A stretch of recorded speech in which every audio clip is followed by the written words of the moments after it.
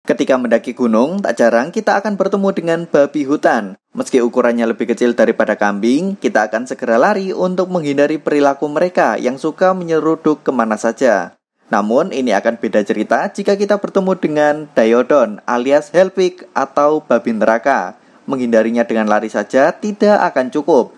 Bayangkan, jika kita bertemu dengan babi hutan yang berukuran lebih besar daripada sapi. Jangankan manusia, hewan karnivora purba saat itu saja akan berpikir dua kali untuk memangsanya. Apalagi Diodon memiliki rahang kuat yang bisa meremukkan tulang.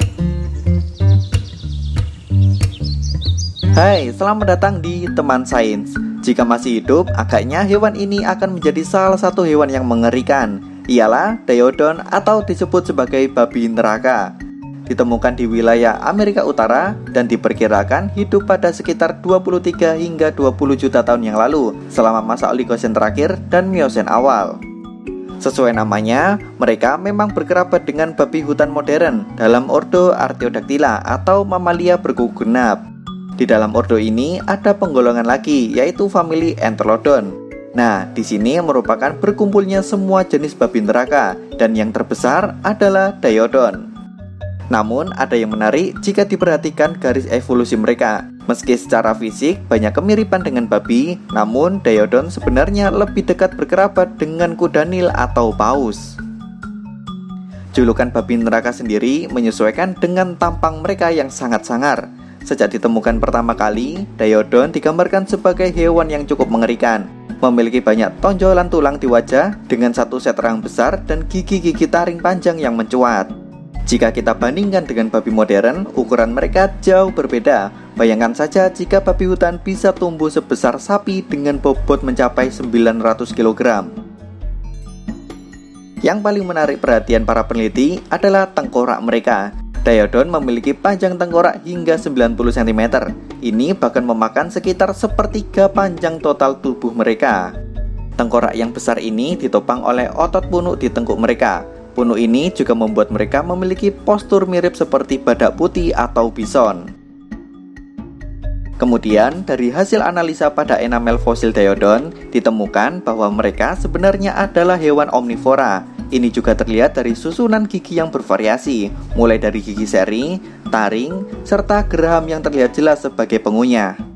Sebagai omnivora, makanan mereka diantaranya seperti cabang pohon, akar, kacang-kacangan, buah-buahan, dan daging. Gigi geraham mereka akan membantu menggiling materi tanaman yang keras, sementara gigi taring dan gigi seri memenuhi sisi karnivora untuk mencapik daging, entah dari berburu ataupun mengais bangkai. Dan diperkirakan gigitan mereka juga cukup kuat untuk mengunyah tulang layaknya hyena, didukung dengan otot pipi serta otot leher yang kuat. Ada suatu teori yang juga sempat diperdebatkan, yaitu apakah Diodon berburu atau hanya mengais bangkai. Ada peneliti yang berargumen bahwa kepala mereka terlalu berat untuk mengejar dan menjatuhkan mangsa besar, sehingga itu mengharuskan Diodon bergantung pada kebiasaan mengais bangkai atau mangsa sisa predator lain.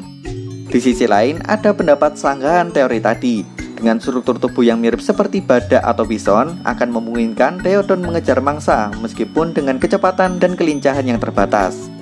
Dengan beberapa analisa tersebut menunjukkan bahwa Diodon kemungkinan adalah omnivora oportunistik yang mirip dengan beruang.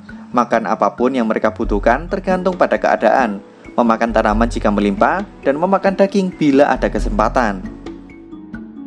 Lalu, seperti apa kehidupan Diodon pada masa lalu? Dari fosil-fosil yang ditemukan, ada beberapa petunjuk yang tersisa dan memberikan kita gambaran tentang perilakunya.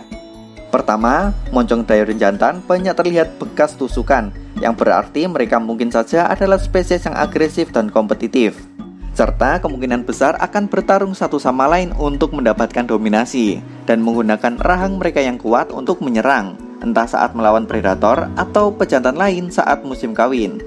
Kita juga dapat berasumsi bahwa mereka adalah makhluk yang soliter, dilihat dari fosil Diodon yang biasanya ditemukan cukup sedikit dan jarang.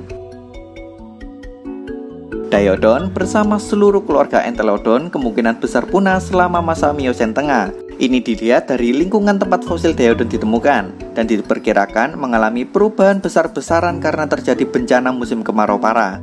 Sebelum kepunahan mereka, pada masa Miosen, Diodon juga hidup bersama dengan mamalia purba lain, seperti Parahippus, yaitu kerabat primitif dari kuda modern, keledai, serta zebra. Kemudian ada Stenomylus, hewan semacam unta asli Amerika Utara, dengan ukuran yang lebih kecil daripada unta modern.